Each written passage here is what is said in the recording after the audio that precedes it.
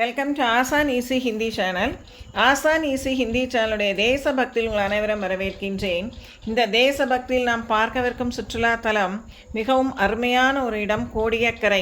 இந்த கோடியக்கரை பறவைகள் மற்றும் விலங்குகள், இயற்கை காட்சிகள் ஆகிய அனைத்தும் நிறைந்து இருக்கின்ற ஒரு அருமையான ஒரு இடம். வேதாரண்யத்திலிருந்து 11 கிலோமீட்டர் தூரத்தில் இருக்கிறது கோடியக்கரை.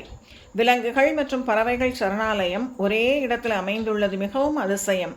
காட்டுப்பன்றி, புள்ளிமான்கள், பிளாக் பக், கழுதை புலி போன்ற 14 வகை விலங்குகள் இங்கு உள்ளன. அது மட்டுமல்லாமல் செங்கால் நாரைகள், நீர்க்கழுகு, கொக்குகள் போன்ற 250 வகை பறவைகள் இங்கு வருகின்றன. இங்குள்ள உப்பு ஏரிகளில் இருக்கும் மரங்களில் இடம்பெயர்ந்து வந்த பறவைகள் கூடுகளை கட்டி முட்டையிட்டு குஞ்சு பொறுக்கின்றன. அன்னங்கள், நீர் வாத்துகள் போன்ற பறவைகளை தவிர மற்ற பறவைகள் குஞ்சுகளுடன் தங்கள் தாய்நாடு நோக்கி பறந்து விடுகின்றன. ஆனால் இங்கு இருக்கும் இந்த அருமையான இடத்திற்கு எப்படி செல்வதென்றால், திருச்சி, தஞ்சாவூர் வரை ரயிலில் சென்று அங்கிருந்து திருத்துறைப்பூண்டிக்கு ரயிலில் செல்லலாம். திருத்துறைப்பூண்டியிலிருந்து டவுன் பஸ்ஸில் பயணம் செய்தால் கோடியக்கரை அடைந்து விடலாம்.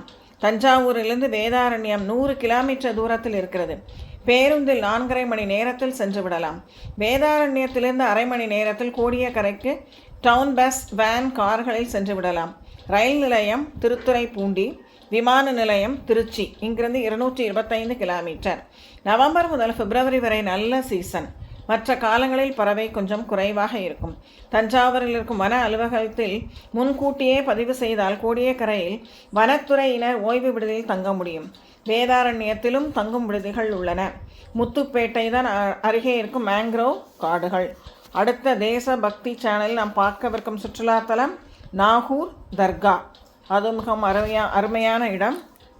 ஆகவே இந்த இயற்கை காட்சி நிறைந்த இவற்றை நாம் கண்டிப்பாக பார்த்து ரசிக்க வேண்டும். கோடியக்கரை விலங்குகள் மற்றும் பறவைகளை பார்த்து ரசிக்க வேண்டும். வாழ்நாளில் ஒரு முறையாவது அனைவரும் சென்று ரசிப்போம். வாழ்க வளமுடன். நன்றி.